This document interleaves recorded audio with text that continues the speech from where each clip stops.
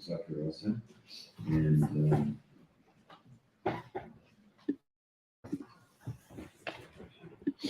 somehow we'll segue from that into some discussion surrounding the other event scheduled for this time, which is the initiations that will take place, of which there are quite a few. So we'll have to allow some time for that, and may have to cut the discussion or the Lila Katha a little short.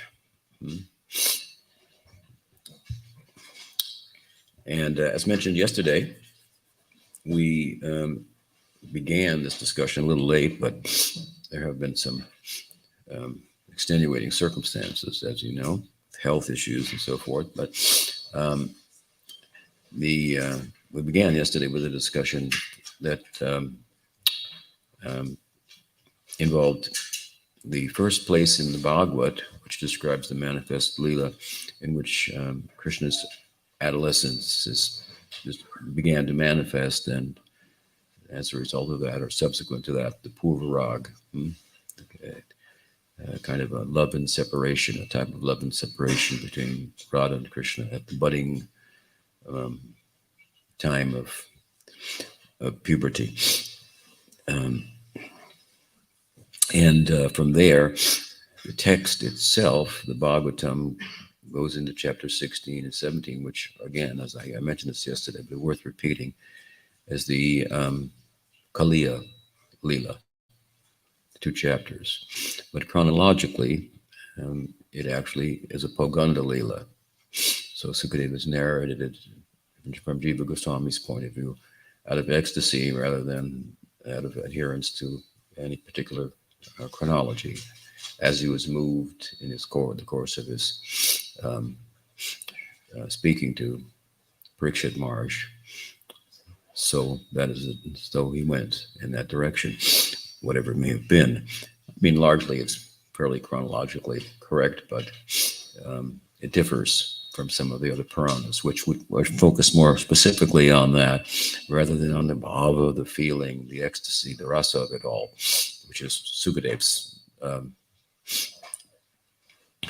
nature of his narrative. And we heard, for that matter, in the midst of this narrative, Sukadeva is known to have become perfect, to become a siddha, to have attained the sadhya through his sadhana of kirtan. This is a type of kirtan. This is the Lila kirtan. We can think of it in that way, although more readily here in Gaudiya Sampradaya, we think of Lila kirtan as Lila, descriptions of Leelas in song, with the call and response typical of kirtan. But the narratives, such as the Bhagavad narrative, Leela narrative of Sukadeva, is also a form of kirtan.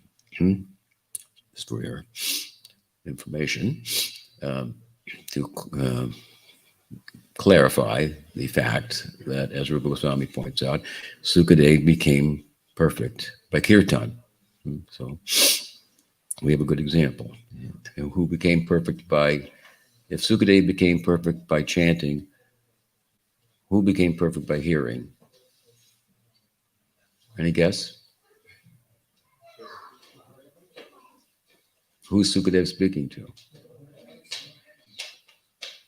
Oh, so that's your answer. Very good.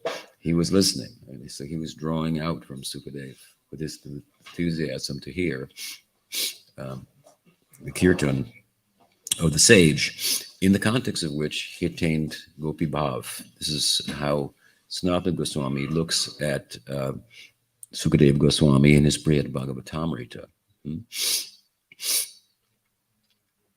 He was sitting on the bank of the Ganges and narrating the Leelas of Krishna. And these are, in this particular time in his narrative, he's obviously in the midst of Sakirasa narratives. And this is the Sakirasa center, aesthetic center, covering a number of chapters, as we've discussed in the Bhagavatam. And as Krishna peaks into or enters the dawn of his adolescence, and he exchanges glances and body language with the gopis in Purvarag. Although he's sitting on the bank of the Ganges doing kirtan, if you will, like we're doing now, right?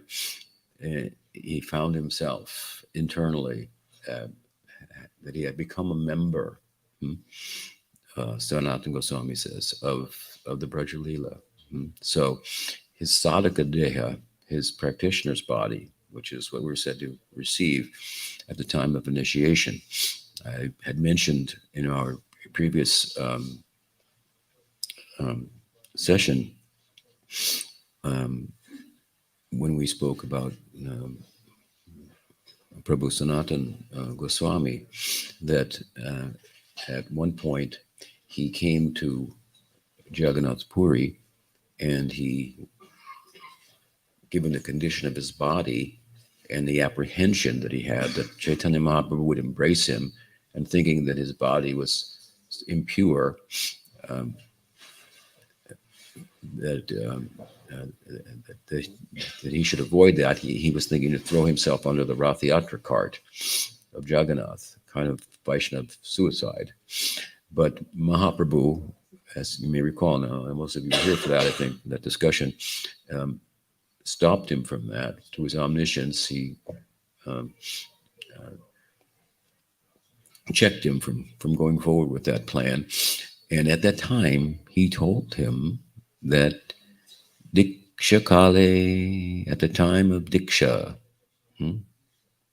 that one gets a body, a sadhaka deha, that is Chidanandamoy. Chidanandamoy means, Chidananda means, Moya means like to be filled with knowledge and bliss. That tells us that initiation is a something that it falls under the category of what we call sambandha gyan, which is I like to refer to as a conceptual orientation. What's what? And according to our conceptual orientation to life, right, then we're going to act in a certain way.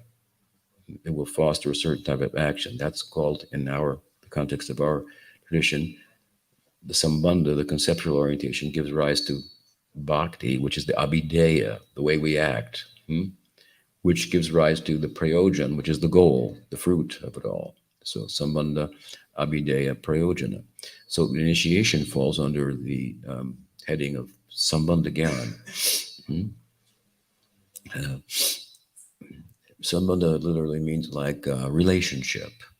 So how things are related, how you as a jiva related to the Maya Shakti, to Swarup Shakti, to Bhagawan, how these energies are related to Bhagawan, and so on and so forth. So initiation, which falls under the Sambandha Gyan, arguably, the idea is that it happens in a moment through the transmission of the mantra, which is the essence of the entire affair, in Hari Bhakti Vilas, which is the book of Sanatana Goswami, where how we do everything is described, right? Of course, it's been adjusted by acharyas over the centuries and so forth. So it remains relative to time and circumstances, so on. But one of the things that we do is we give or we receive initiation, right? So how do the Gaudiyas do that? So how many versions does he give? 2 or 3? 3 different versions. You do it like this. This is the longhand version. Then there's the shorthand version. And then if you can't do it that way, well, you could do it this way. And if you can't do it that way, well, give the mantra. That's the essence of it all, right? Mm. So there are details, as we often say, and there are principles. So the sharing of the mantra. Sharing of the mantra means I share it with you. So in this setting at least, I share it with you. The guru shares it with the student. The student receives the mantra, and but that's initiation. Also, from English, using an English word to define or to translate, I should say, diksha. Diksha means the imparting of transcendental knowledge, but we call it initiation. Initiation is also a beginning, so it's appropriate in the context of which a point I'm in the midst of making here. That that being that the mantra is given. That's the initial part of the um, diksha. But then the disciple has to do something with that, right? Um, to chant the mantra. We see, and for example, in Brihad Bhagavatamrita, Gopakumar received the mantra, and that was his whole thing. That's what he did. Whenever he wanted to go anywhere, wherever he wanted to do anything, wherever he wanted to get anything, or he chanted his mantra. It was quite efficacious. So, given that the initiation is something that falls under the Sambandha, and when we receive the mantra, it said we get a sadhaka deha, a practitioner's body, rather than the body of a buddha jiva, a eternally conditioned jiva. Now you're coming under a different, you're falling into a different category. You're no longer lost, you're found, right? And one of my godbrothers used to say, Vishnu John Swami, the distance we have traveled thus far before meeting our guru is far greater than the distance that we have to traverse from this point onward.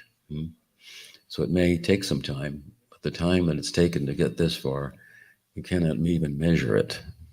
So we think it's a very fortunate time for us.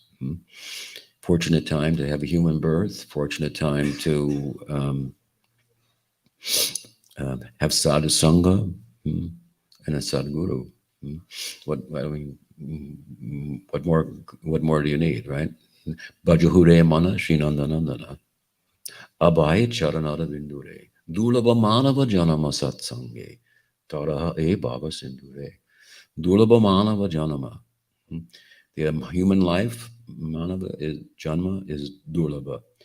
But if you have that, and dulaba manava satsanga, association with real, with that which is eternal, with sadhus, sadguru. In this context of sadhu sangha, we find a sadhu who stands out and his or her example inspires us and so forth. With these things in place, taraha baba, tara baba sindure, you can cross over the ocean of material existence, which is very difficult to do. Kind of adrift in the ocean. So now kind of a life raft has been thrown, right? So the point I'm making is that that when we receive the mantra, you may question, well, okay, now I've got a sadhaka deha, and according to Chaitanya Mahaprabhu, which he told Sanatana Goswami, it's Chidanandamoy. It may not feel like it's Chidanandamoy, like it's full of knowledge and bliss and so forth. Well, that's because you have to. It's. He also says, what does he say? Atma samarpane. When you receive the initiation and you give yourself, what is the word he uses? Does he say Atma samarpane? Yeah. Atma samarpane. When you give it back, so it's like a sharing, right? So I'm going to give you something. You have to give something back, which is yourself, and to the mantra, right? Which you receive, which is non-different from Krishna, within which and out of which your relationship with Krishna in eternity will arise. This is a very special thing. That means that by applying yourself with as a sadhaka, which is, okay, sadhaka means a practitioner. So that's different than a siddha, right? A perfect and practice are two different things, but not entirely, because practice makes perfect. That's an English saying. Practice makes perfect, right? And that's a very consistent Gaudiya saying also. What you practice, you will become. The Gita says it in another way. What does it say in the 8th chapter of the Gita?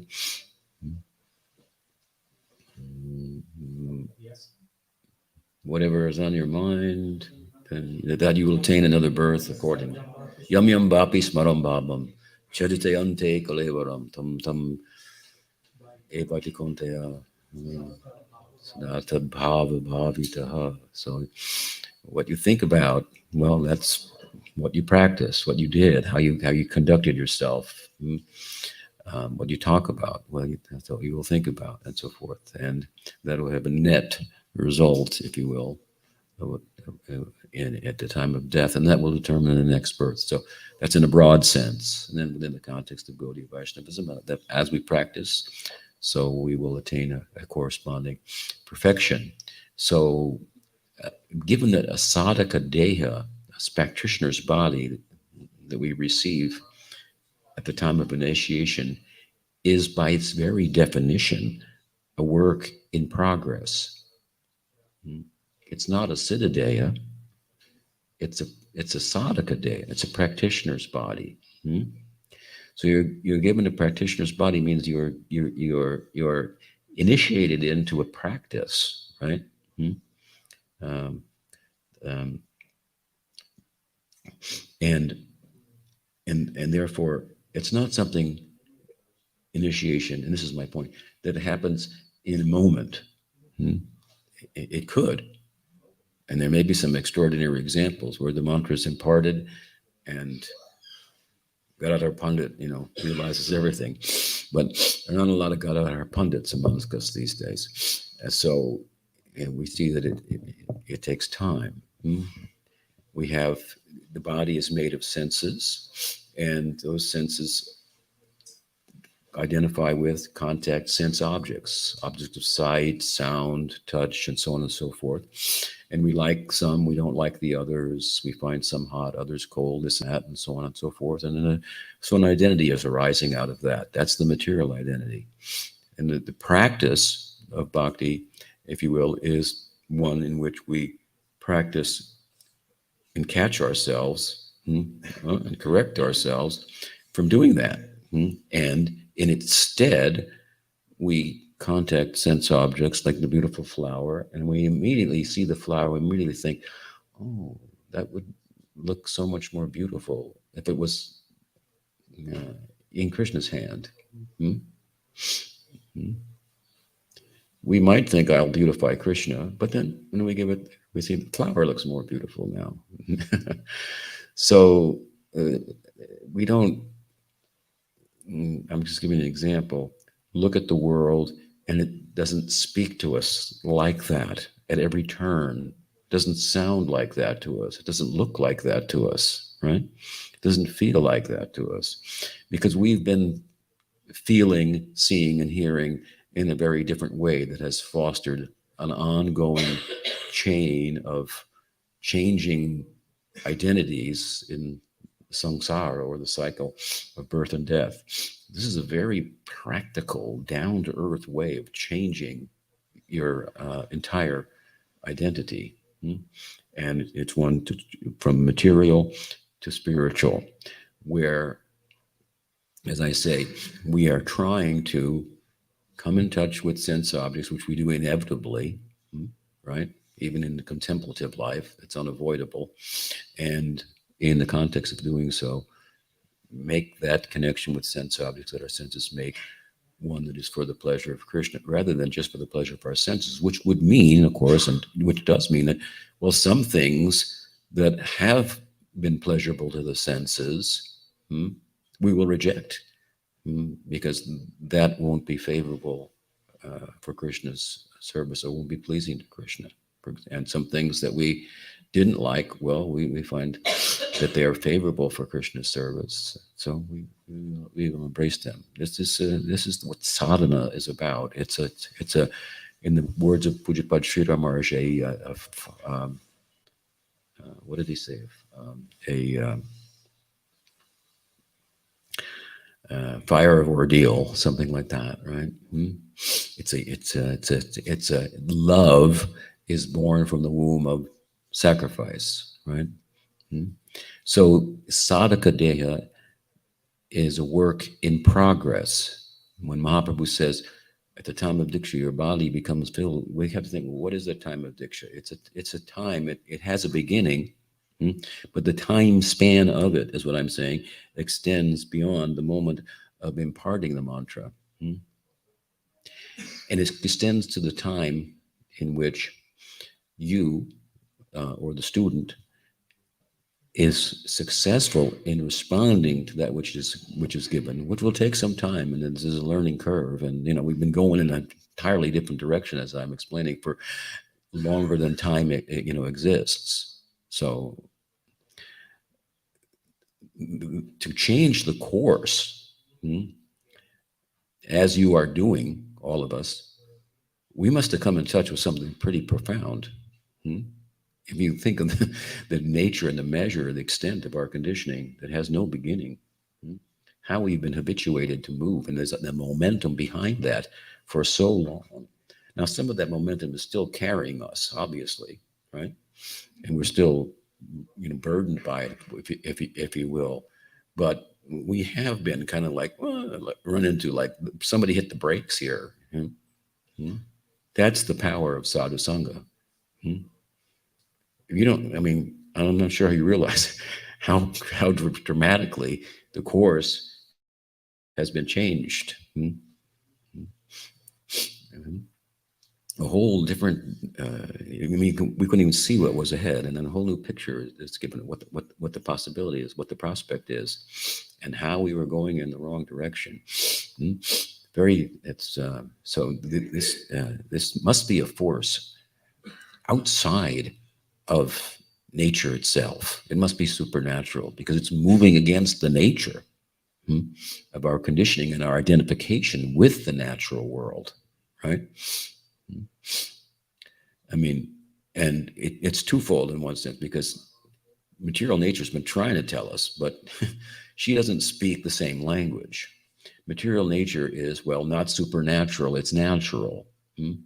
So she doesn't speak the language of value, purpose, meaning, and all these things pertain to consciousness. They're qualitative, and we're of that nature.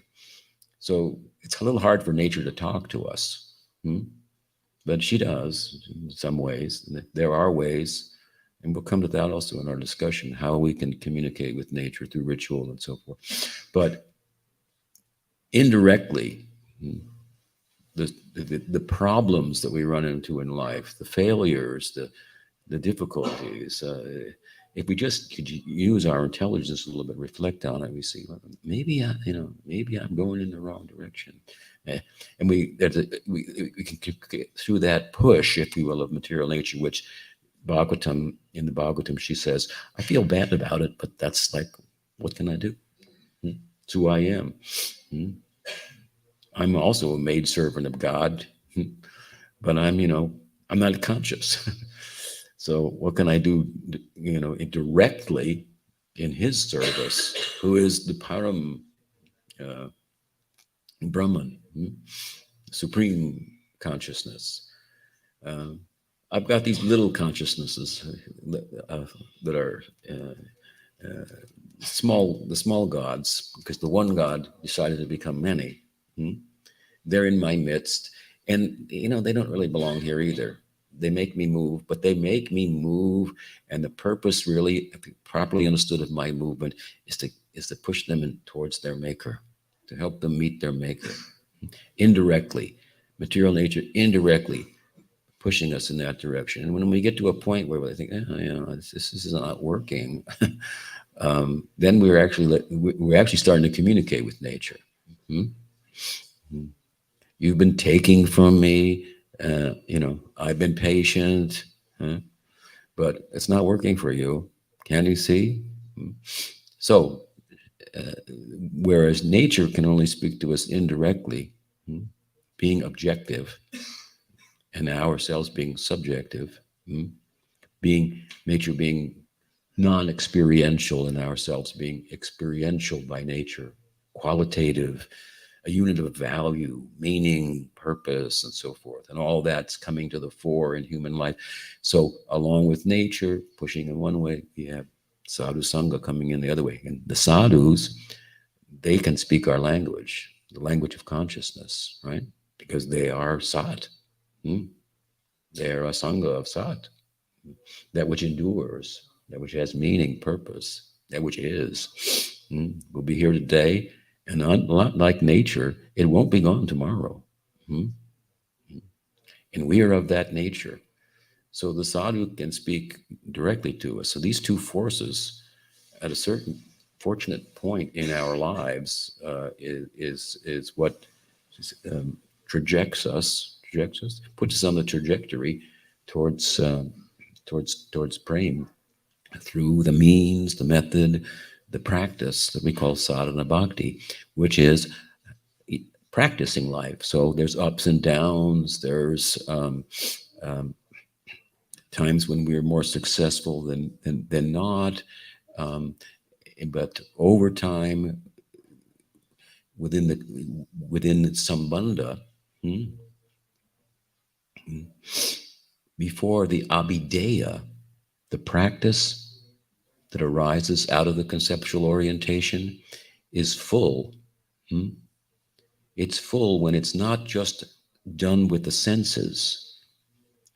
What I mean by that is when we do kirtan with the senses, we hear and we use the ears, we use the tongue, and so we do archan, and then all of our senses are engaged in archan, and so on and so forth.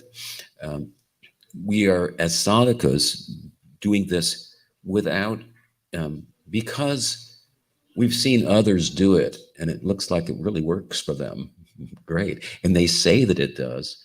And we feel that they're right because it makes sense. And sometimes by their good association and the type of events that they create, so to speak, by who they are, because they like to talk about Krishna and chant. They have festivals and so on. We come to them, we get absorbed, and we get a shadow. We have a shadow experience of what is their life, and a bhas of the bhava or the emotion that is driving their kirtan, their shravanam, their smaranam, and so forth.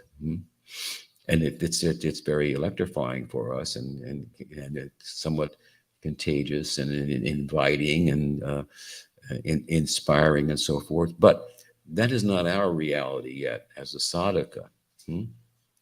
We're not, all of our practices are not being driven by emotion. Bhakti, fully understood, is all about emotion. Hmm? Therefore, when the sadhaka attains bhava, which is the second stage, we have sadhana bhakti, begets bhava bhakti, begets prema bhakti. It's like like a blossom, like a unripened fruit and ripe fruit, something like that. Let's say. Hmm? Um, so it's not different things; it's the same thing, right? Hmm? In different stages. A mango is a mango is a mango. Hmm? You can point to the tree and say, "There's a mango," and you can hold one in your hand and say, "Put it on your tongue. There's a mango." They might look different to the uninformed, but one who knows better identifies them not as two different things, right? The fruit is the tree, the seed is the tree is the seed, the tree is the fruit, and so on and so forth. So, sadhana bhakti, bhava bhakti, prema bhakti. But when the sadhana is completed, then one attains bhava bhakti. Now, in bhava bhakti, the sadhana will go on, but it is fully informed, not theoretically informed by discourse, by our study, and by lessons we learn through our experience. But it's the practice is informed by realization, bhava, of the identity that we're working on bringing out, manifesting.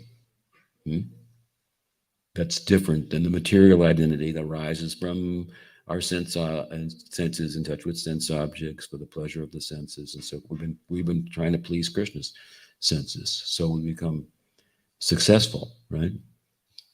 And sadhana bhakti, that's bhava bhakti. Now your bhakti goes on, but now it's fully informed. It's driven by emotion, right?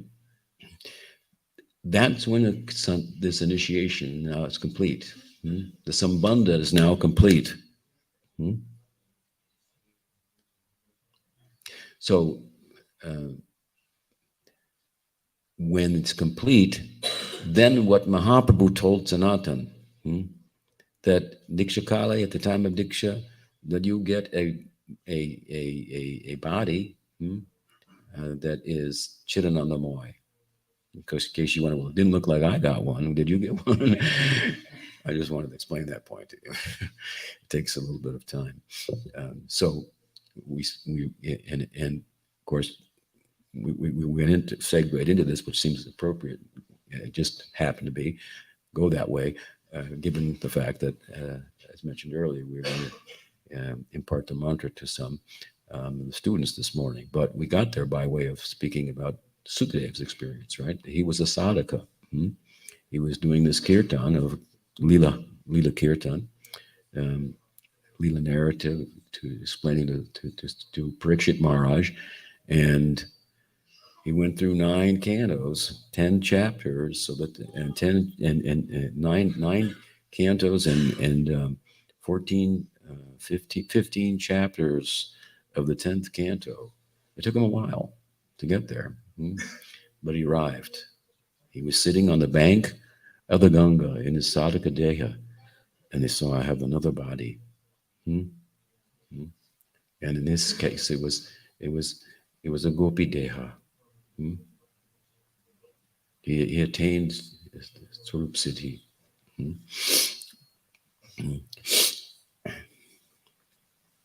Such is the power of these of the Bhagavad, of Hari Kirtan, and so forth. So that's where we left off in the last class of the Bhagavatam, and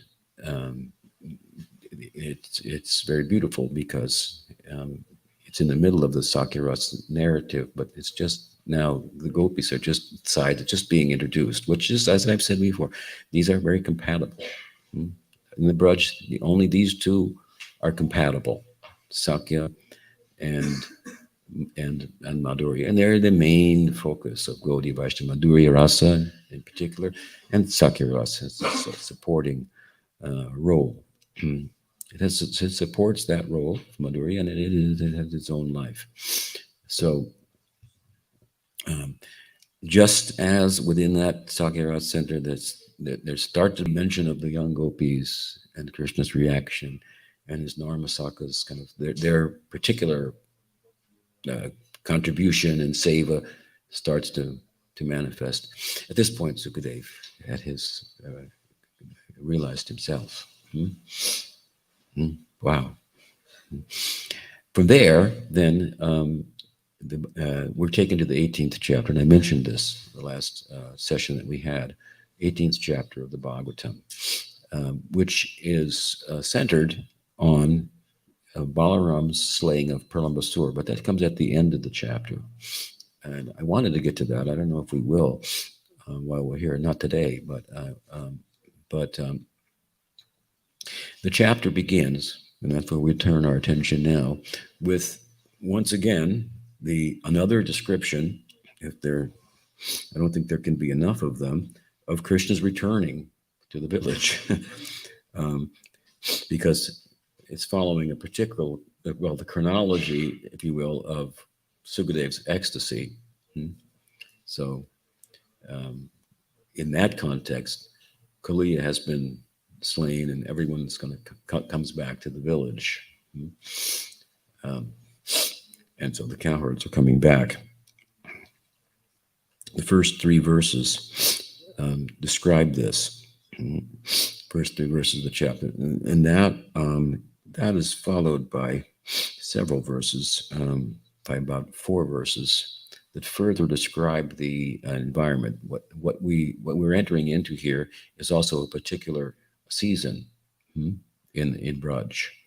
This is the summer season now that's coming. Hmm. And so there's a description of the cowherd boys returning with Krishna and Ram and their cows into the village.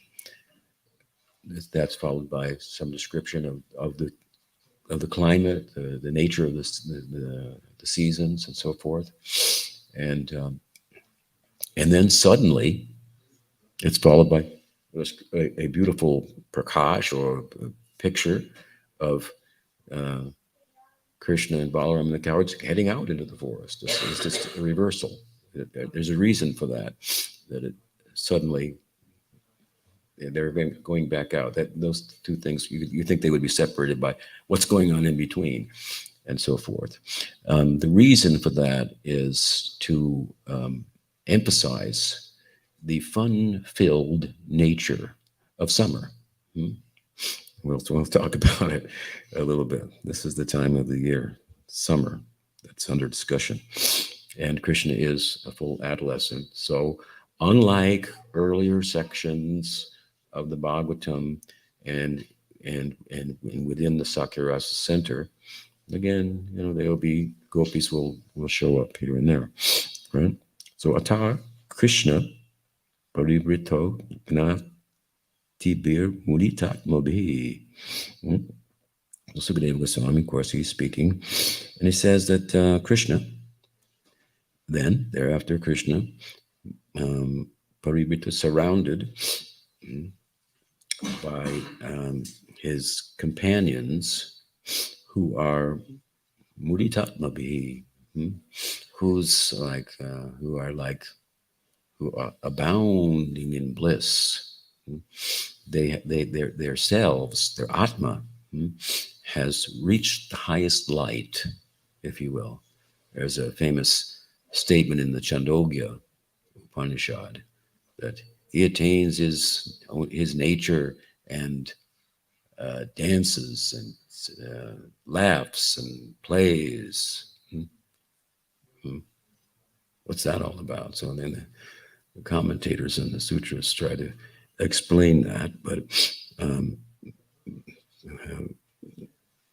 the answer, short answer, is that having attained the highest light, the full potential, the light of the Atma, that's what's found in this word here, is realized in that, of course, turns us to the Taittiriya Upanishad and the Nandavali, and the idea that he is rasa, and by knowing him as such, one tastes rasa. Of course, the nature of the rasa here is sakirasa. It's a way here of saying these are not ordinary boys. That will be, these kind of things are emphasized subtly and overtly throughout, because the narrative is kind of walking, as I sometimes say, a tightrope between Aishvarya and Madhurya. Aishvarya and Madhurya. He's God, but he's awfully sweet. He doesn't seem like he's God, but he's got friends. What the heck, right? Back and forth, because only if he's God does it become sweet that he has friends and he acts like this. That becomes very Aishvarya. You understand? The sweetness, really, of Krishna is the fullest manifestation, in one sense, of his majesty. What could be more wonderful and unbelievable? Aishvarya means like that. Wow, unbelievable, transcendental. So we think of that ordinarily as, well, okay, God, like I said the other day, he's four-handed. Ooh, that's pretty different. Whereas he's two-handed, he's sweet, he's human-like, he's accessible. Hmm? That's a fact. But that accessibility, that sweetness, properly understood, is actually the full face of wow.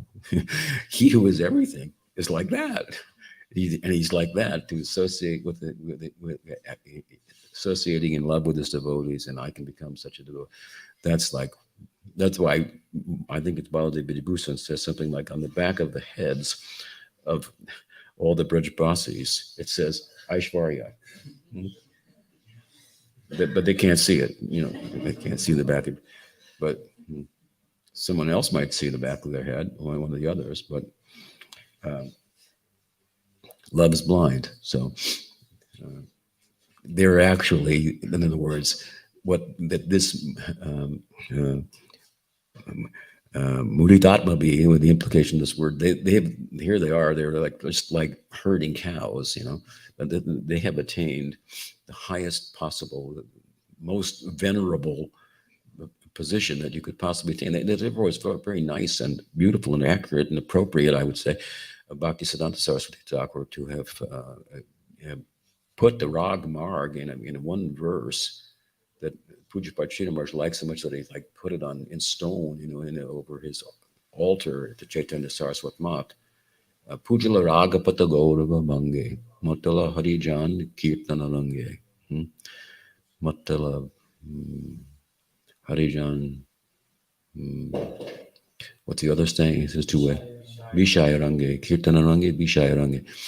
He said that we don't worship Krishna in awe and reverence, but we show awe and reverence for the worship of Krishna that is constituted of such intimacy that it doesn't even look like worship. And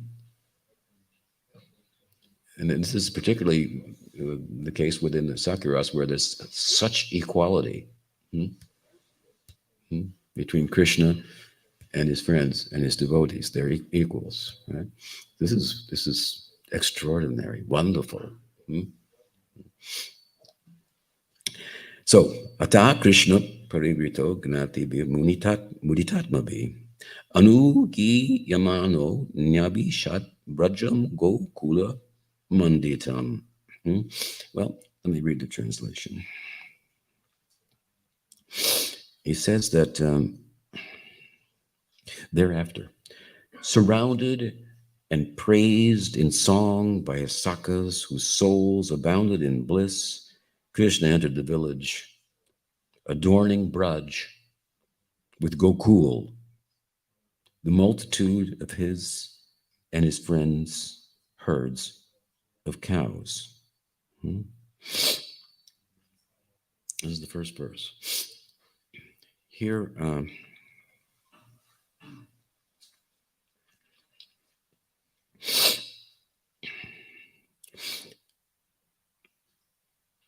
it's mentioned that the village was adorned with multitude of cows. Now, it said that Nanda Maharaj had 900,000 cows. One of my godbrothers once did a calculation, and because Vrindavan, or let's say the Braj Mandal, is said to be a certain, I would say, dimensionally, it has it's so many square kilometers, right? I forget, 16 something, 32, 64. That it has that is delimited. Okay, it has a particular size and so forth.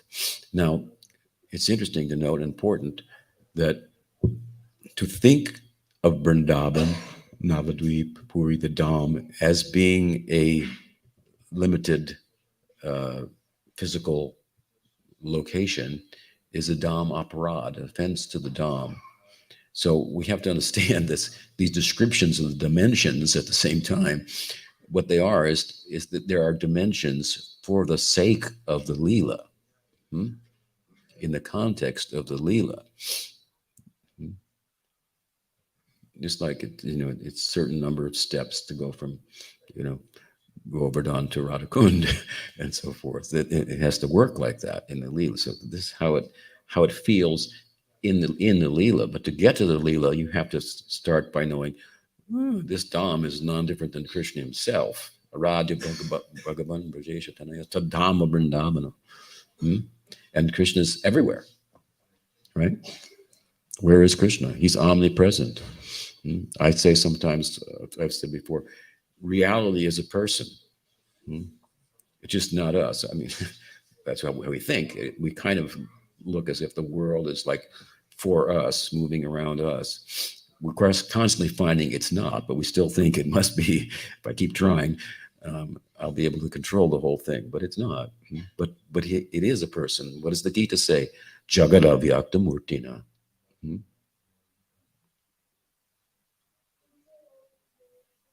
The world is my form, or part of my form. Everything within Krishna. I mean, isn't that what Yashoda saw? Right?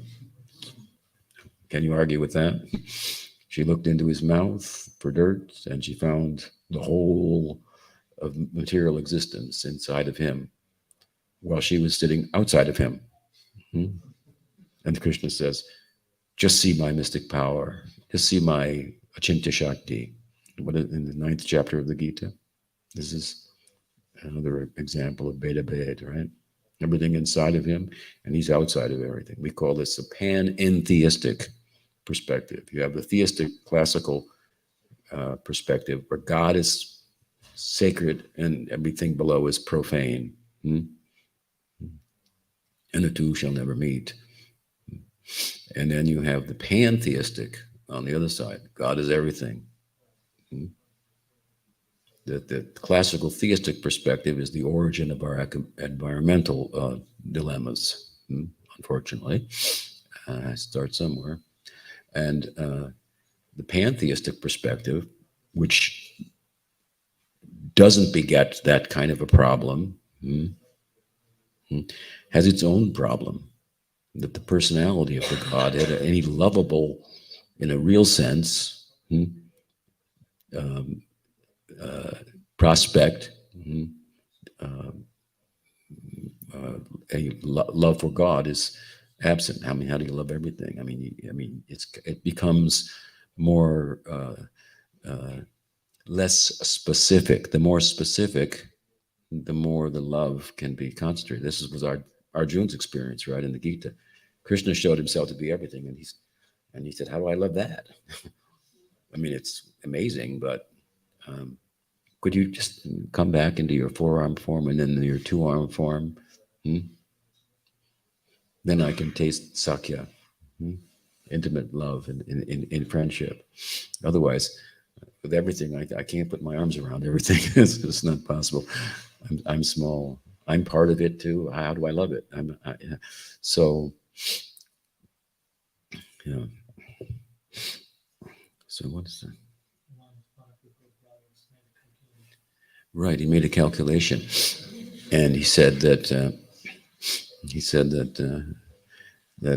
Prabhupada, Nanda Maharaj has 900,000 cows, and my calculation is they won't fit inside of Vrindavan.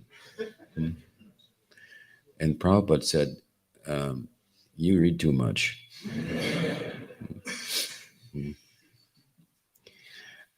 So, excuse me.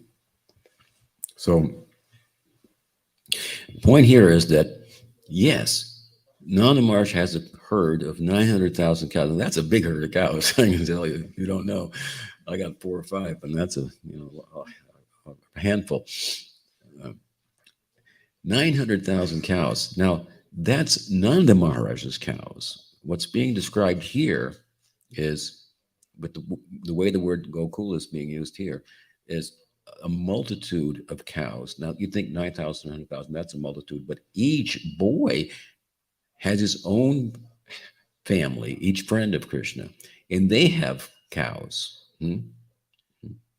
And some of them are pretty big herds, like Sridham's herd is comparable to his father's herd, Vrishabhanu Maharaj, to that of Nanda Maharaj. Mm. Some have smaller herds, of course, but 900,000 is the starting point. Is the point. Of course, these are numbers that really are meant to speak to us of a realm that is beyond counting, right? Because to count and to measure, that is Maya. That is what the word Maya means, to measure.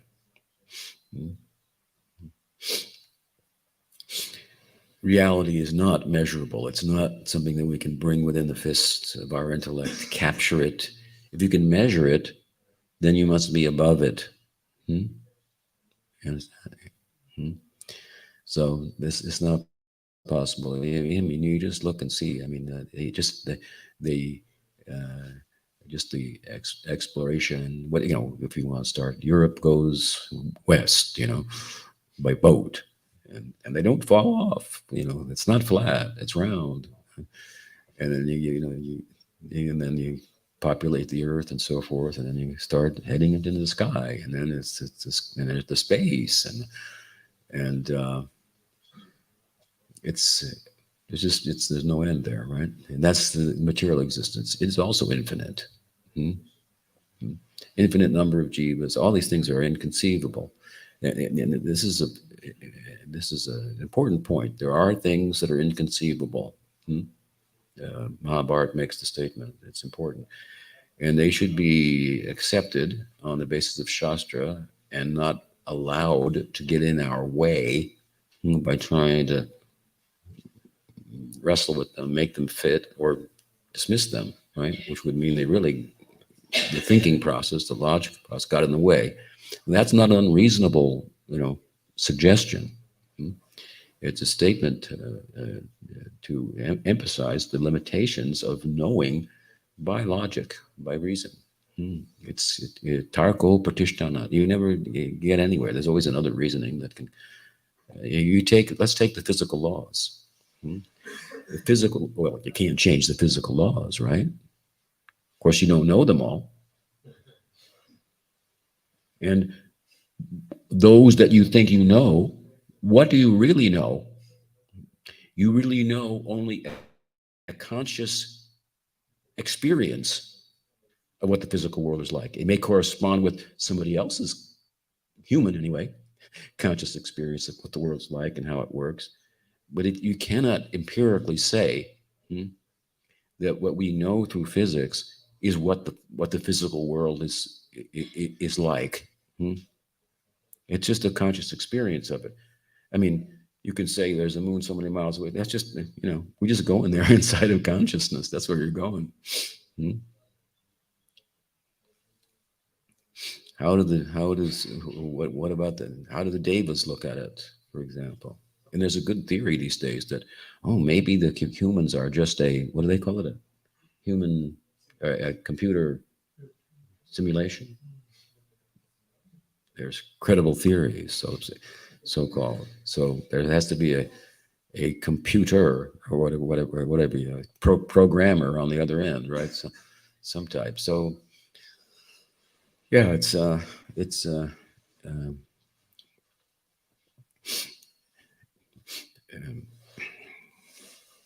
we should move in the direction of consciousness, the subjective world.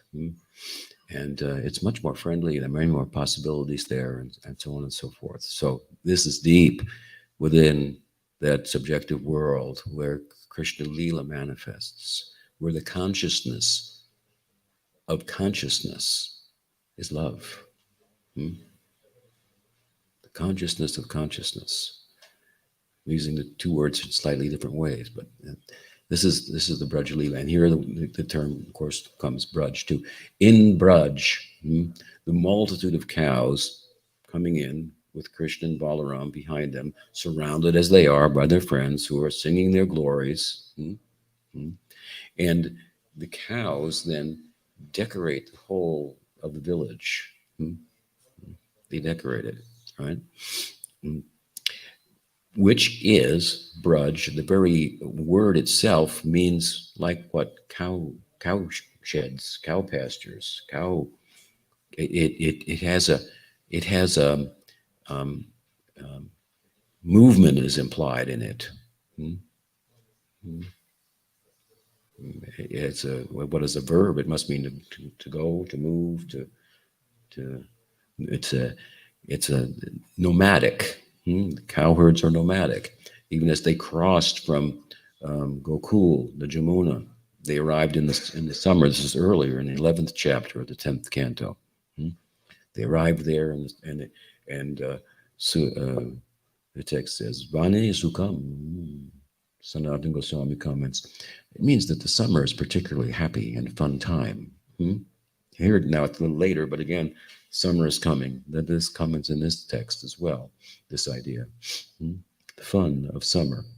We'll get to that, but in Braj, they've arrived again. Well, they are, and it's all decorated by the cows. And Braj is, well, they came from Gokul is in Braj. They came across the Jamuna. They came into Vrindavan. The Poganda-Lila, the Kumar-Lila is in Gokul.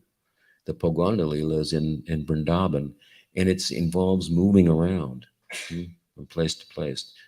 Of course, it's said in one Purana, maybe Haribam's Purana, when they crossed the Jamuna on bullock carts floating across the Jamuna, right?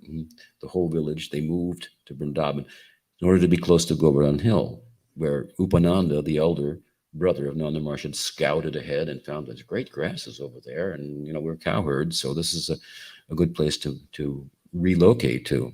The pastures are getting a little thin here, so they moved there, and when they arrived, they made a U-shaped. They took their bullock carts and made a U shape against the flat or straight line of the Jamuna, protected on that side by the Jamuna and by the covered wagons on the other side. And they went to bed. When they woke up, there were palaces everywhere. Krishna and Balaram had manifested domiciles and so on and so forth. So there are different ways it's described, but eventually, of course, they go to Nandagram. And typically, the adolescent leelas of Krishna are performed at a time when he's living at Nandagram. We were hearing this morning how he goes to Nandagram and returning home, right? And it depends where Radha's staying. 6 months of the year she stays with her mother-in-law. 6 months she stays at her father's house. So, which route he will take to go home in the late afternoon depends where she's staying. That he might get a glimpse of her. They might pass by, and there's just the wind carrying her scent. Will touch him. Such is his thinking, such is his hope, his aspiration, his desperation, his necessity. Peculiar as it is, but it's necessity. It's a peculiar that God needs friends. Yes. Why does he have? What kind of necessity is that? How could God have a necessity? It's a necessity for love. That makes sense. Okay. If you have love and you don't want anything else, you just want more of the same. You don't want anything else. You want more of the same, and it has no depth. No, what's depth? And it's very deep. It has no bottom, right? It has no limit. You can't measure love. So Braj, anyway, they enter into the Braj. We can draw from it as sadhakas the idea that we need to be a little flexible, ready to move. I've been asked before by some devotee, maybe in Alaska, what do I do? There's no sadhu sangha here. I said, well, move. I mean, is that what are you trying to accomplish here? You're trying to go to Goloka. All you got to do is move from Alaska to California. To have the kind of essential ingredient, if you will, sadhu sangha. Is that much doubt? Oh yeah, that's a lot there. So, so we have to be a little flexible. Mahaprabhu speaks about this flexibility. We want a body that's a siddha deha arising out of our sadhaka deha. How flexible is that? Here we speak metaphorically about hearts melting, right? Sneha This is a development within prem, in Braj, hmm, a kind of affection. And when this manifests, the hearts actually melt. Hmm. The hearts are made of Bhav. It's a Bhava Deha. Hmm. The Siddha Deha. This is the meditative internal body. It arises like Sukadev's did, right? Out of properly applying oneself as a sadhaka. Hmm. And so it's very flexible, the Bhava Deha. It can do things that, our physical bodies are unable to do. Hmm. But Mahaprabhu says, if you want such a body that has that is um, how we say celebrating in Astasatvika Bikar, there's no Bikar for the Atma. Bikar means transformation, like birth, growth, maturation, dwindling, and dying. That doesn't happen for the self. But there are spiritual kinds of vikar. Hmm? Indeed. Radha Krishna Pranay Rikutir. Lalini Shakti Rasmad. Radha herself is a transformation, a vikar, of the pranay, of the love, of Krishna's love. And so, Astasatvika vikar means, for example, involuntary transformations of ecstasy that um, decorate the transcendental body of the devotees. So this is very desirable.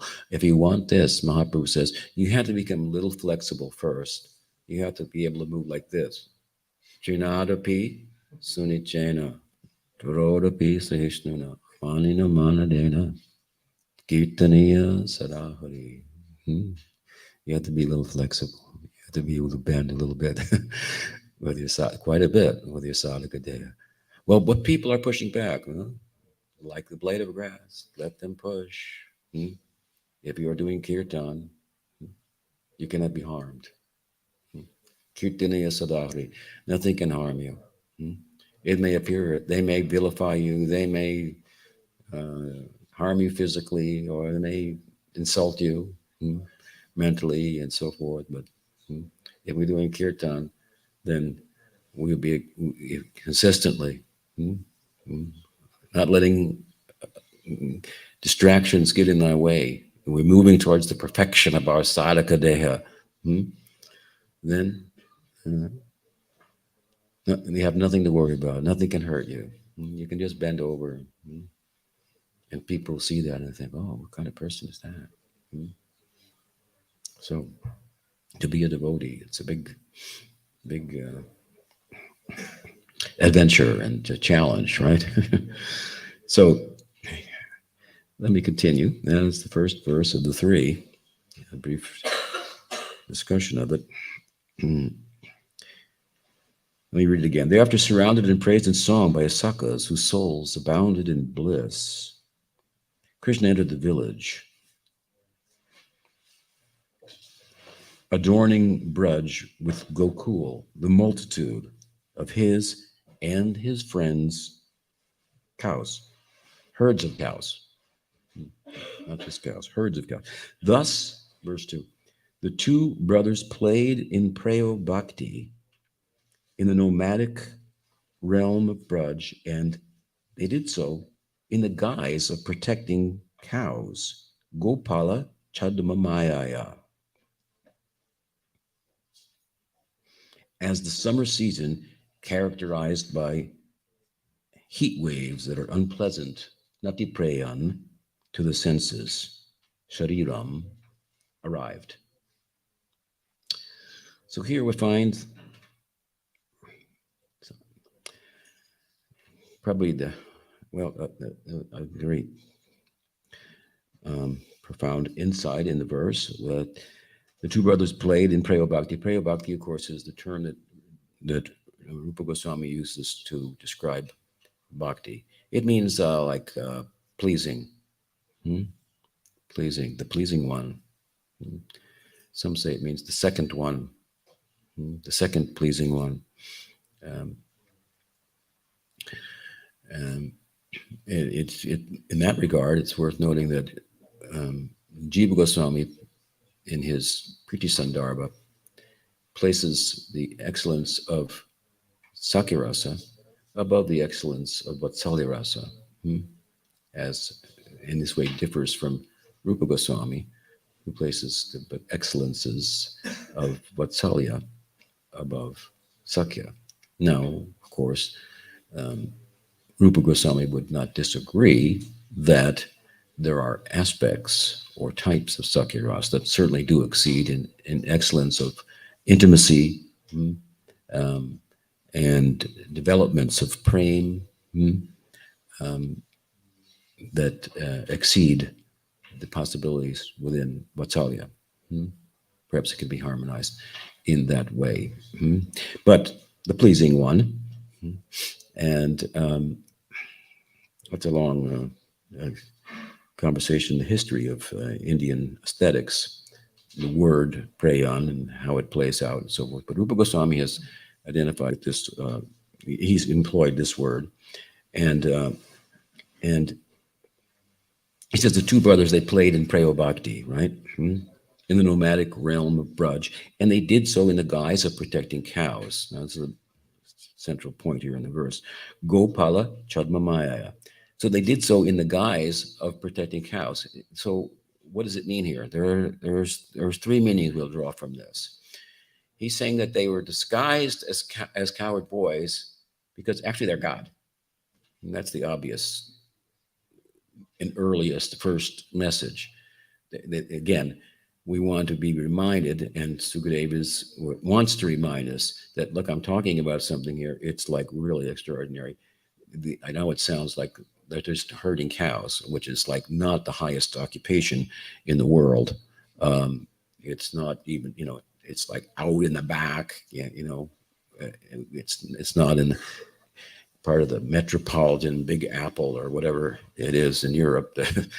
That's the New York or the Hollywood or something, where it's all about to happen. That's what the cities lead us to believe. Just about something big is just about to happen. Just looking for it at every minute. Meanwhile, it's happening out in the cow fields and in the farms where they're actually growing food, producing milk, and making life possible, right? That's a big problem. So,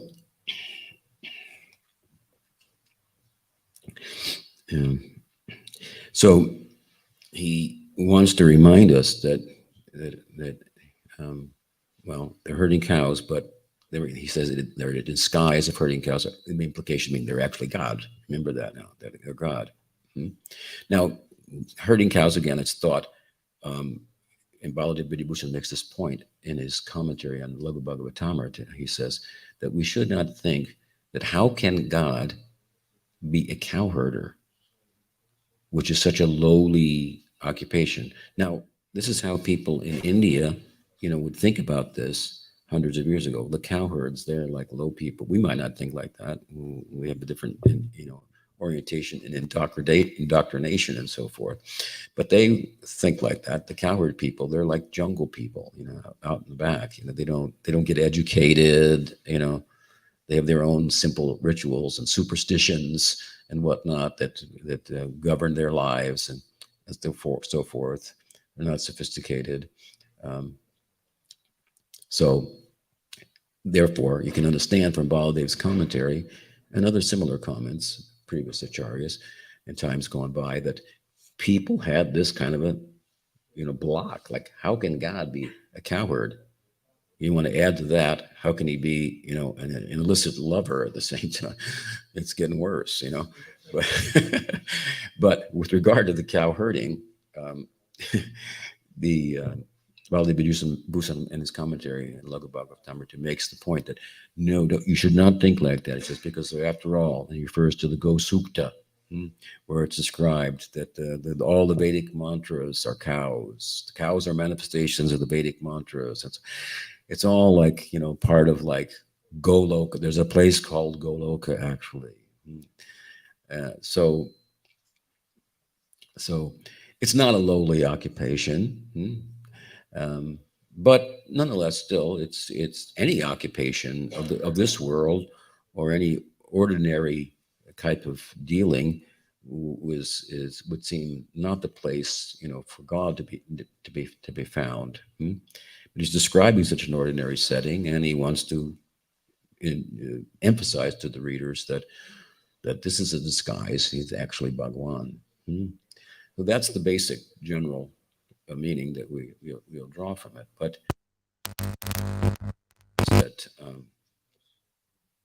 that in the guise of adhering to the dharma of a cowherder as a Vaishya, Krishna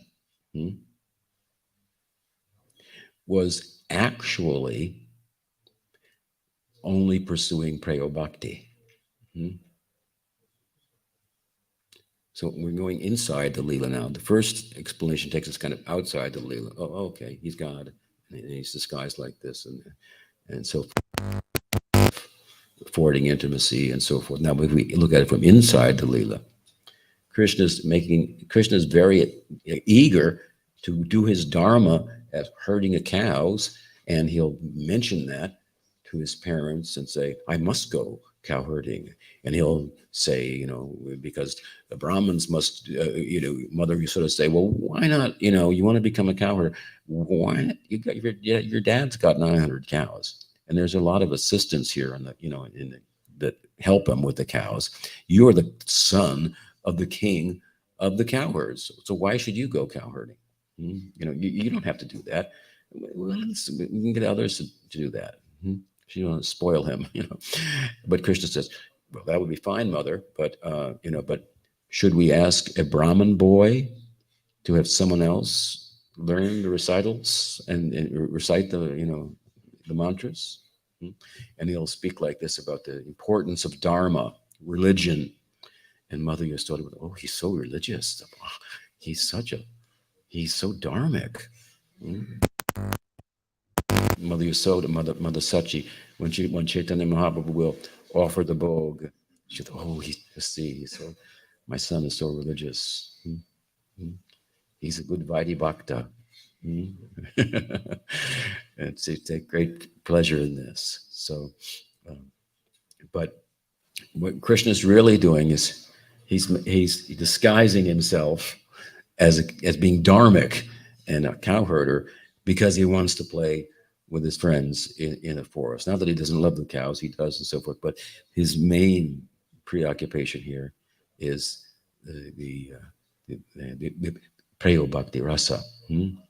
So it's all a ruse. And then, not with regard to Balaram, but with regard to Krishna, it goes a step further. In the disguise of being adhering to the dharma of a cowherd boy, he's using that as an excuse to get out into the forest and meet with the gopis, right? Now, that's not why Balaram's doing that. That he has his gopis, but they don't play the same kind of role in his life as Krishna's gopis play in Krishna's life, right?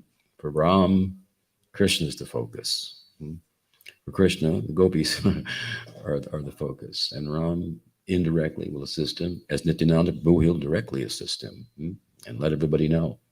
We've talked about that. So a nice point here brought out in the verse about Krishna's cow herding. And then the verse goes on, as we've heard, as the summer season characterized by excessive heat waves that are unpleasant, and Sukadev uses the word natiprayan. So it's unpleasant. Preyo means pleasant, pleasing. Natiprayan means unpleasing. And Preyo Bhakti is the Sakyarasa, the term, as I said, invoked by Rupa Goswami to describe this fraternal love. So the heat of the summer, this is the month now, the time of year, is unpleasant excessive. I mean, Braj, even today, is on the border of the Rajasthani desert. And many years ago, I read something, or somebody read it to me, in the World Book of Records, that the hottest place recorded at that time, anyway, was in right there. Hot. So it's described here as unpleasant, an unpleasant feature of the summer, Natipreyan and Shariram, to the senses. However, the third verse goes on to say that despite the fact that it was summer in Vrindavan, and summer is characterized by excessive heat, the implication here is that in service to that which is pleasing to Krishna, the Preyo Bhakti, that's being showcased here, that the summer, the heat of the summer disappeared. The excessive heat, just hot enough to say, let's go swimming, but not so hot that you have to sit in front of an air conditioner, or one of those, used to be those crazy water coolers in Vrindavan. It was terrible. May, June. I mean, it was so hot.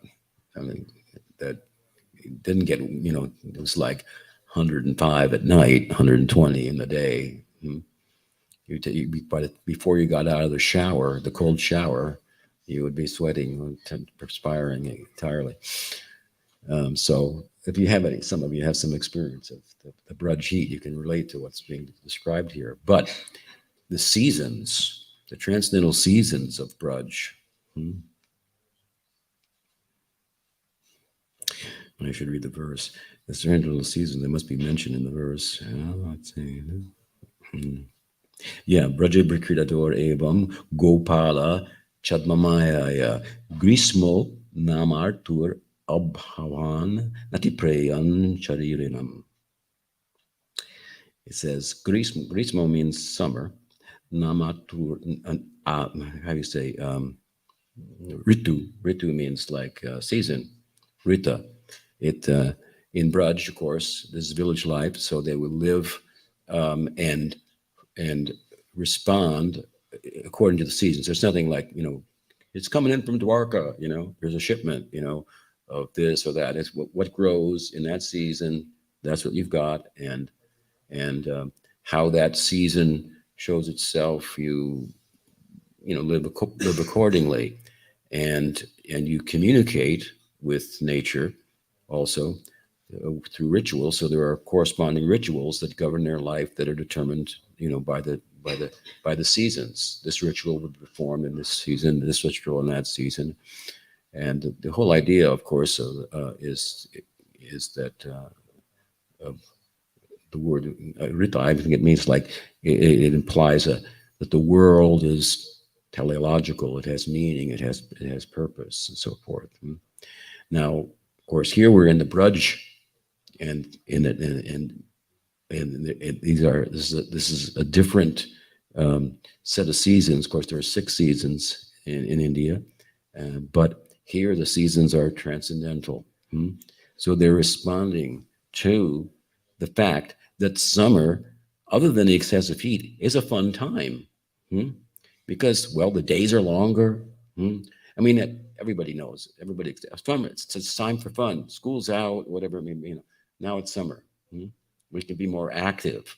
It lends to more fun activities. It's the fun time. It's the point is being made here in the third verse. It's a time for fun, but the time for fun is being, and the fun here that's being showcased is this Preyo Bhakti, right? This pleasing Sakirasa. But the heat's getting in the way, so it gets out of the way in service to Krishna's pursuits of summer fun with his friends, and as it said in the third verse, what? Sacha Brindavan Gunair Vasanta Iva Lakshita. So the characteristic of spring manifested, characteristic of spring in the summer, plus the summer characteristics that add to the fun. So in other words, the spring manifested sufficiently to take out the excessive heat, keeping all the other good qualities of summer in place. And such is the transcendental nature of Krishna's, of the Vrindavan forests. So, however, in the presence of Bhagavan, Ram, and Keshavji, the summer felt pleasing and spring-like in the absence of such heat waves, amidst summer season's auspicious characteristics, such as its longer days, by which is well known as a time for fun. Behold, such is the mystical nature of Vrindavan. And as I said, we won't go into the details of the descriptions that come in the next 4 verses about the season and how it showed itself and so on. Shri Gokul Ki Jai. Go Premanande. So this is where we're going, and we're going with the vehicle of the Sadhaka Deha. And it's going to take a long time, like this class is taking a long time. So hope you're in for the long haul here. So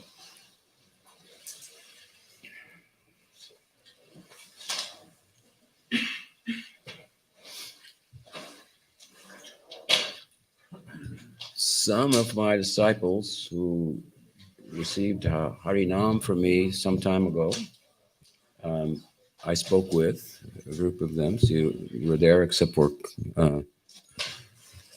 yeah, but that's been recorded, Kambijai, so you can hear that. I mentioned to them that I'd like to give them the Gopal mantra, which is the main mantra of our Diksha mantras.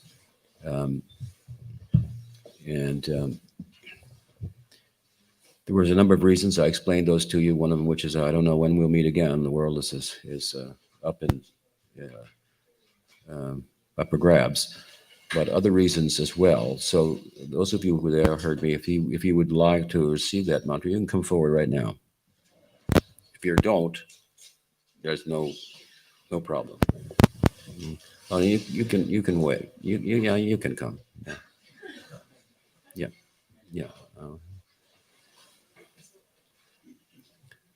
So I'm going to just give you the Gopal mantra. Typically, we give other mantras as well, and I explain the reasons why I'm going to do this. I'm not going to explain that to everybody. So it's not a one-size-fits-all necessarily here. Okay. And now I want you to chant this Gopal mantra on your beads, and one round every day. Okay. You want to do that? Okay. What about you? Okay. and you. All right. So this is this should help you with chanting the Maha Mantra, which you're supposed to be doing also more than one time around. I think you all shared with me the number of rounds you are trying to chant every day, right? Right? Good. Okay. So come.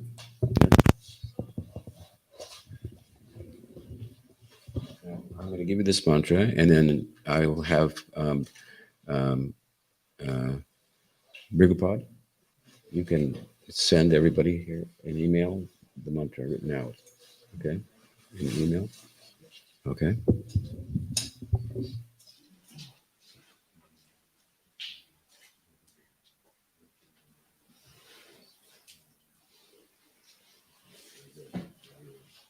Initiated. Come, Vijay.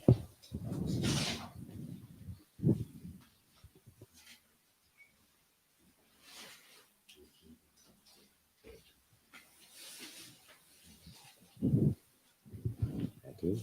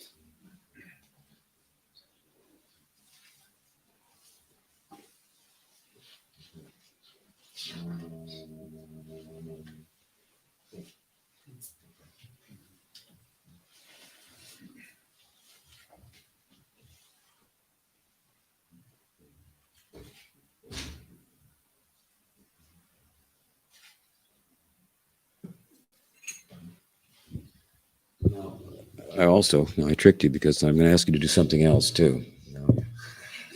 Uh, you have to read. Well, no, if you don't speak English, it will be difficult. You have to get some help. But you have to read the section, at least, of Gopal Tapani Upanishad with my commentary, where the Gopal mantra, its history is explained and some of its significance.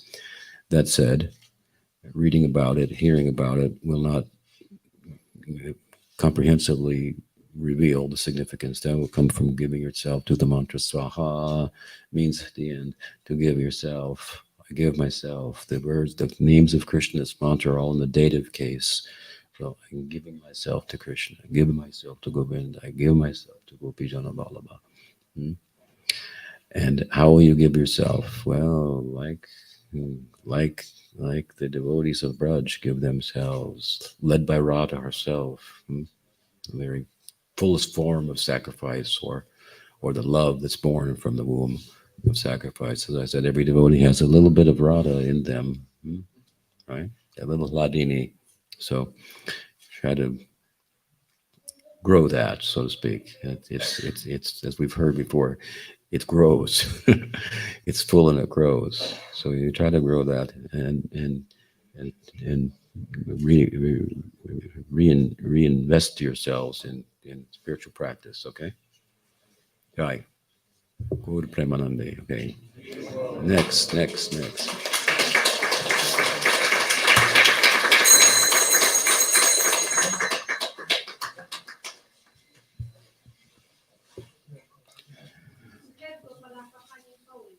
Pardon me?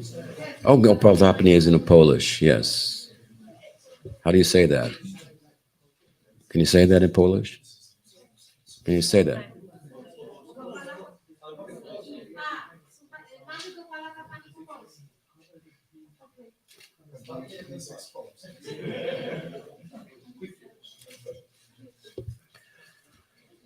Okay, now we have another group of devotees that have not been initiated by me. These were all initiated by me. They're all my disciples. And now some of you who are my disciples by hearing and so forth, and Siksha will come forward for initiation. So you can come first, right?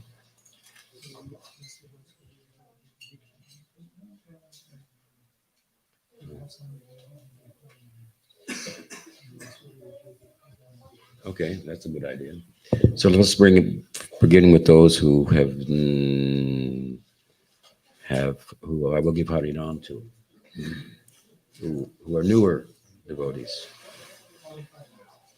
Yeah, come.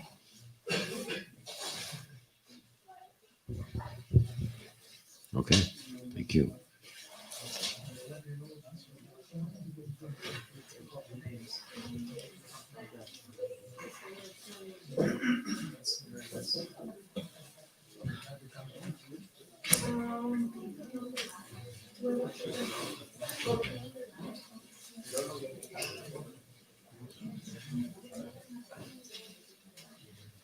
Okay, very good.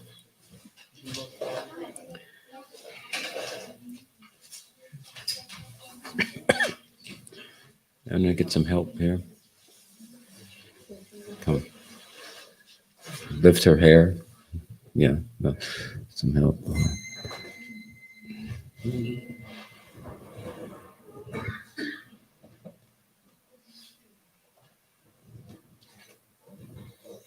Okay.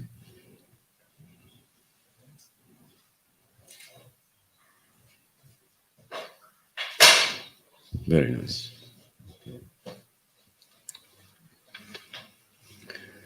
Oh, we have to give T-lock too, right?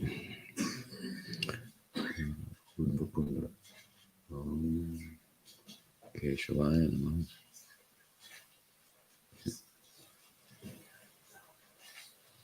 That's the best I've ever done that.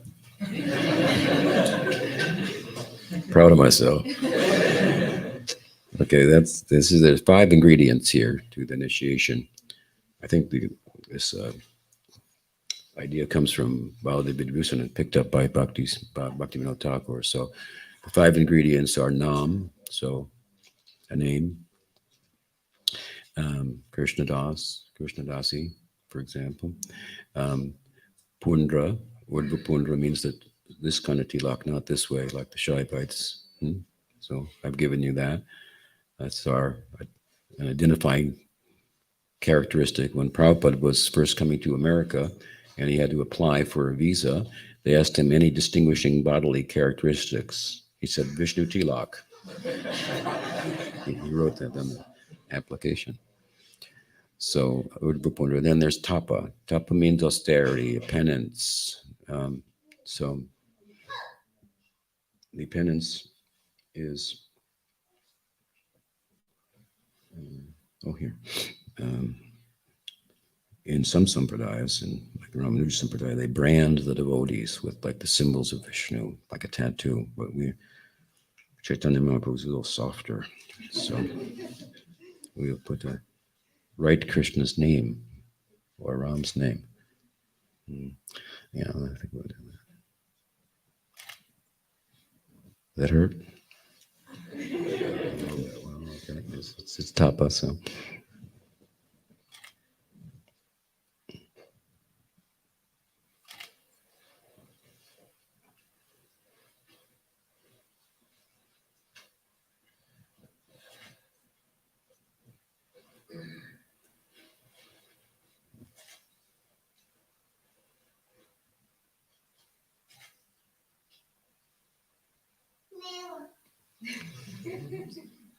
Rama.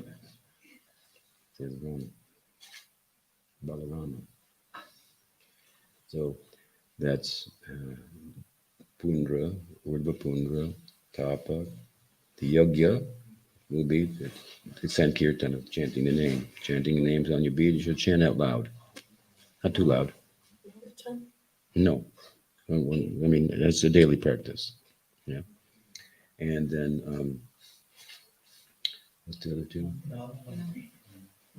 Nama and mantra. Right. So,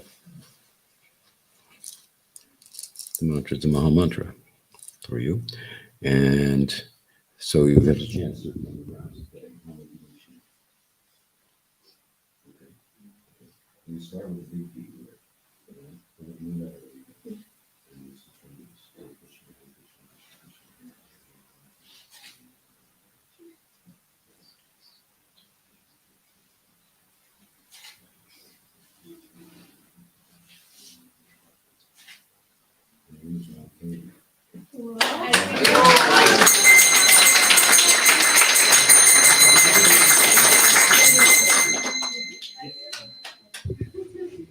There's the play of Balaram that we've been reading about, Ram and Krishna, the Keli. I'm very happy to have you as a student. I see that you're very interested and enthusiastic. You have good association there in Bulgaria. You're an inspiration to me, I can tell you that. You look young also. Okay, come, Indra, now you.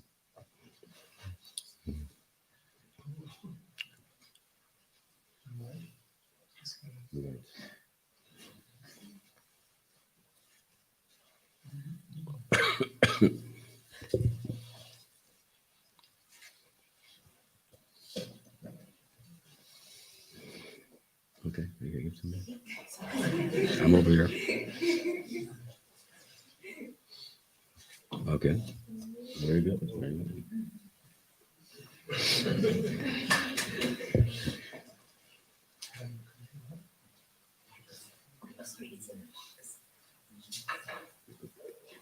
The neck beads in the box. Okay. You're quite the artist, huh? Do you have a new album out now? No. New CD? No. Just sales. You're a very good musician.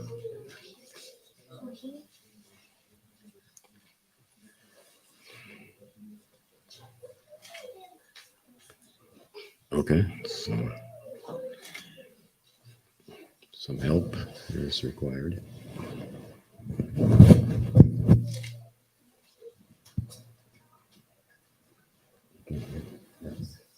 There you go.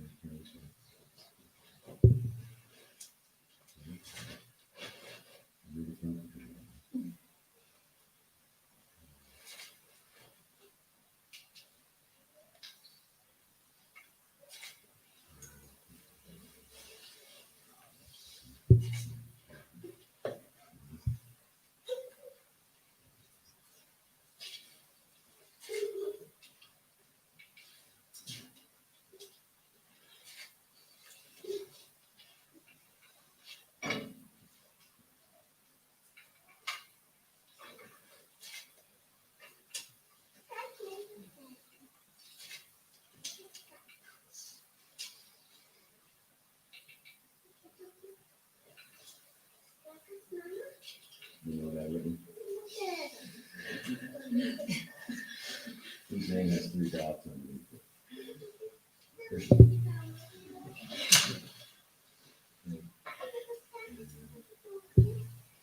So, when you're on to again.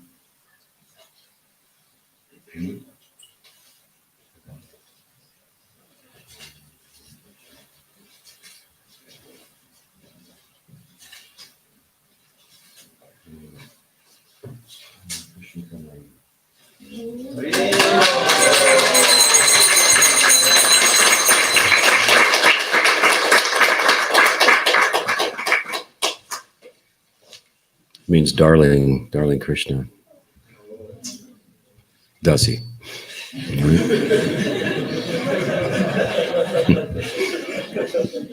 Don't forget that part. Is anyone else in that category? Yes. Oh, okay. Yes.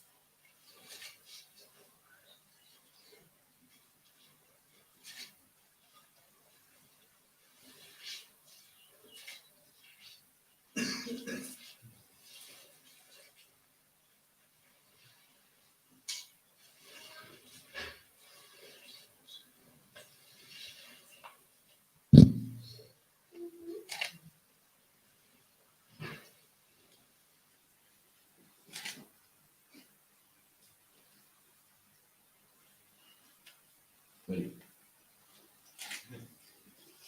The policeman. Hey, John. What's the next name? Your name is Honey John.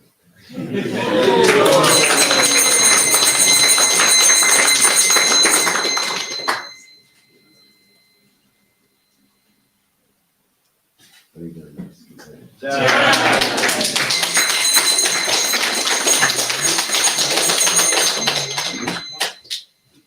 Yeah.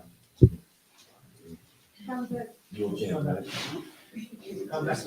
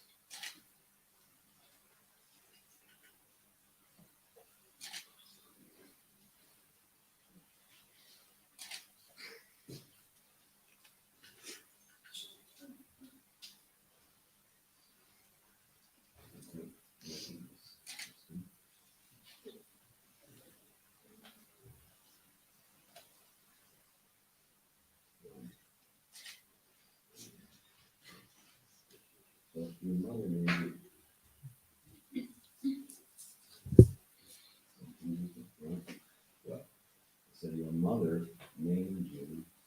Who goes here?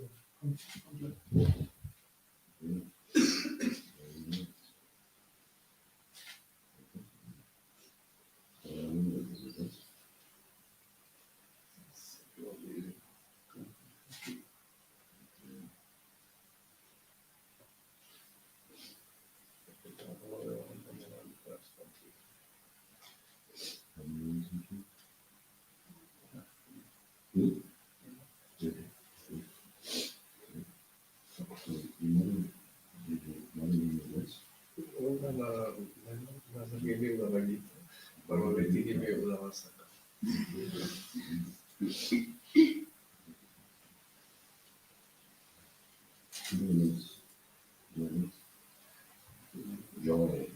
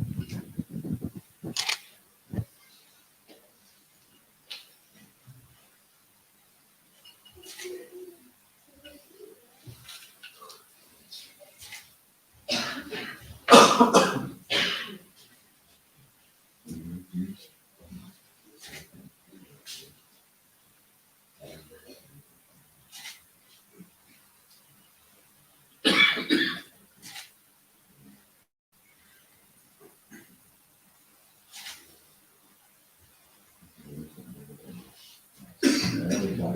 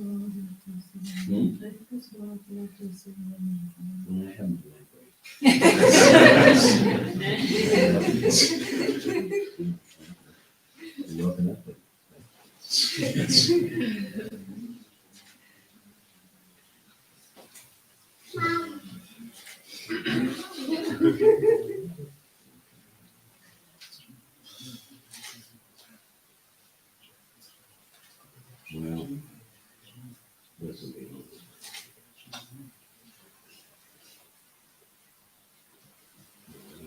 Figure out if you can, what I'm right, what name I'm wrong. It's gonna be hard.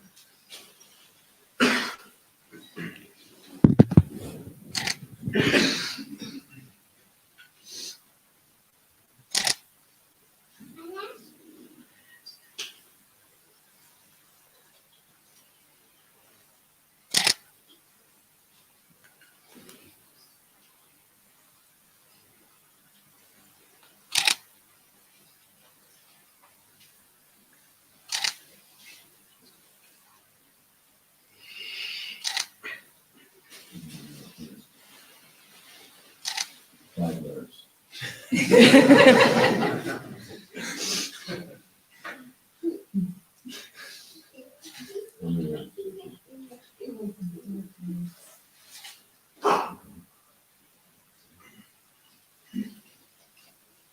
So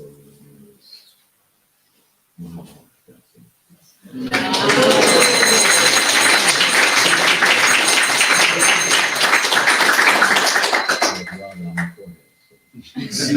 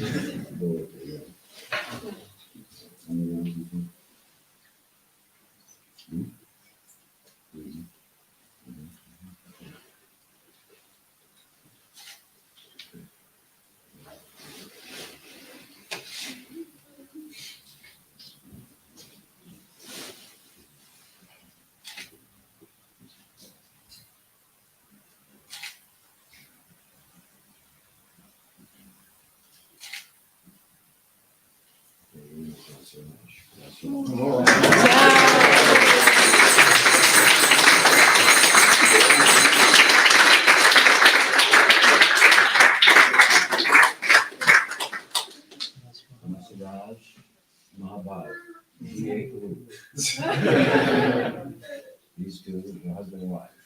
Mahabharata, Restaurant, that's just but that, I've written gore on your forehead, but don't embrace the gore Restaurant stuff. You know the gore Restaurant stuff? Gore is Krishna. He is Restaurant. There's no difference. But as Gore, he's in a particular mood. And he's not in a mood to accept service from in Parkia. There's a doctrine called Rasaraj even from that. They did in Rasaraj on the forehead. Don't get confused by that. Rasaraj, Mahabhav, Dui, these two, Ek group, they come together in one form as Chaitanya Mahaprabhu. So you two can serve together for the rest of your life, hopefully. So,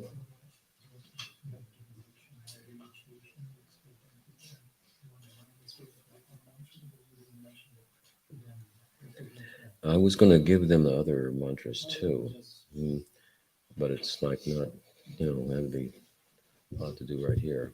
So some of you who just initiated from were previously in the Vrinda mission, and you're accustomed to some other Diksha mantras along with the one that I've given you. the main Diksha mantra, like Guru Gayatri, and so forth. So I want to give you those two, but it's not very convenient here right now to do that. So we will have to do that soon. I'll get back to you on that. Okay? Before we go. All right. So it's been very nice to sit with you. I feel better today. I've been ill, and I unfortunately, I made everybody else sick here too. So you have to look at it as a metaphor for, the effects of sadhu sangha. It's contagious. All right. So we'll get together tonight too. We'll see. I think I'll come tonight, and maybe we'll continue the discourse. Open for questions. We'll see. Gaur Premanande. Gaur Bhakta Vrinda Ki Jai.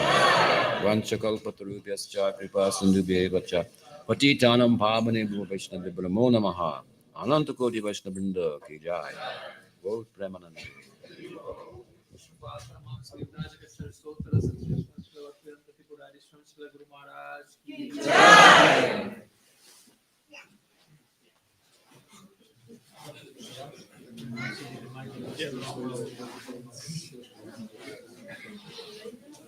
So for all of those who are received initiation, now will be Homa. Okay.